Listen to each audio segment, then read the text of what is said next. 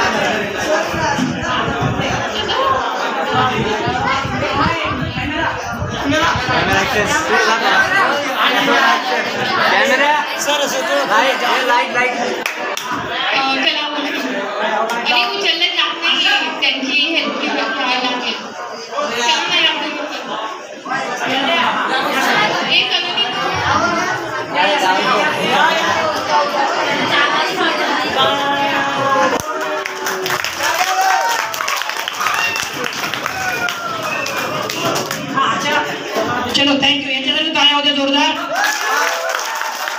आता सगळे उभा. आता मगाच्या सगळे या. आता थर्ड सगळे मिळून केलं तर सगळं काम जास्त करू शकतात. सगळे टेबल बाहेर घेऊन जायचं असेल तर सगळ्यांनी मदत केलं तर चांगल्या प्रकारे काम होईल. याला काय म्हणतात? इंटरडिपेंडन्स. काय म्हणतात? आपण सगळे एकमेकावर अवलंबून. मी सगळं करतो चालणार नाही, मी करणार नाही हे पण चालणार नाही. मला जिथं गरज आहे मी माझ्या सहकार्यांची मदत घेईन. आता याच्यामध्ये आपण लीडरशिपचा एक मी ऍड करतो. काय ऍड करतो?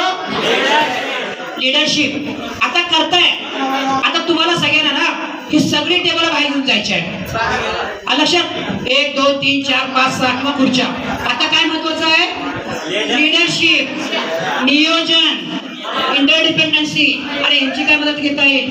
प्लॅनिंग. काय काय मला सांगा, म्हणजे सगळ्यांनी बोला. लीडरशिपला काय काय महत्वाचं आहे?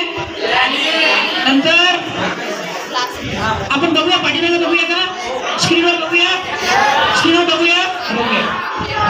अच्छा तुम्ही सांगा मग स्क्रीनवर बघूया काय काय पाहिजे. लीडरसाठी काय काय महत्वाचं आहे? प्लॅनिंग. नंतर काय परत बोला?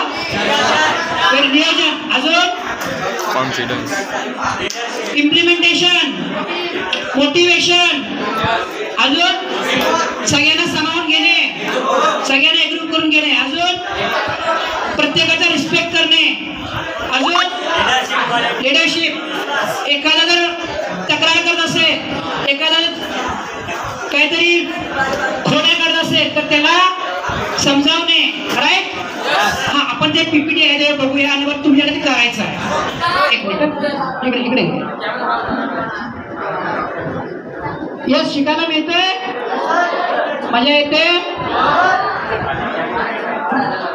बघा संघाचे एक 4 तुमचं गोल इकडे बघा. काही वाचतोय मी इकडे. तुमचं जे टीम आहे ना, टीमला गोल पाहिजे. गोल आहे का आता सध्या? इंटरडिपेंडन्स आहे का? कमिटमेंट पाहिजे. काय पाहिजे? कमिटमेंट म्हणजे काय? हे काम मला दिलंय, मी पूर्ण मध्ये पळून जाणार. आणि अकाउंटेबिलिटी पाहिजे, म्हणजे जबाबदारी घेतली पाहिजे. असा टीम पाहिजे. ठीक आहे. बघा हे नेता आहे, करू शकतो. या सगळ्या गोष्टी आहेत. काय काय वाचा येतले एकेकाने वाचा. उद्या करू का? आता लीडरचं वाचा. काय प्रत्येकाने वाचायचं नाही आपल्याला, ते तुम्हाला आता अनुभवायचं आहे. त्याच्यामध्ये संघातील सदस्य आता वाचा. सगळ्यांनी मराठीत लिहिलं आहे.